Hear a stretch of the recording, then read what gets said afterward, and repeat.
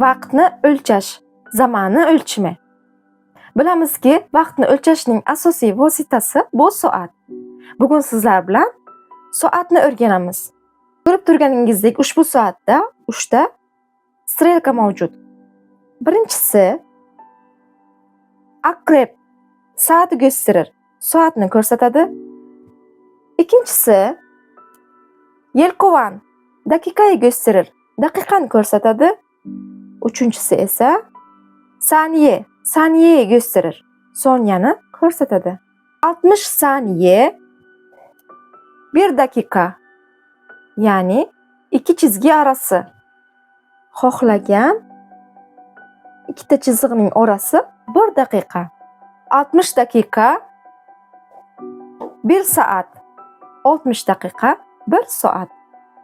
30 daqiqa buçuk ve yarım saat. 15 daqiqa çeyrek, chorak. Ushbu ikkala so'zning ma'nosi yarim. Keling, ularning o'zaro farqini quyida ko'rsatilgan gaplar orqali tushuntirsam. Yarim soat dars çalıştım. Yarim soat dars qildim. Yaklaşık 2,5 saat uyudum. Qariyb 2,5 soat uxladim. Arkadaşlar, sayıdan sonra yarım kullanmıyoruz. Buçuk kullanıyoruz. Demak, sondan keyin yarımni qo'llay olmaymiz. Albatta buchukni qo'llaymiz. Agar biz yarımni qo'llasak, xato hisoblanadi.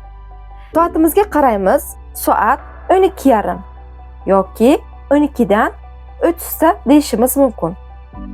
Albatta bu o'zbek tilida. Lekin turk tilida soat 12:30 deya ayta olmaymiz. Bu yanglish. Uning o'rniga soat 12:30 deb aytamiz.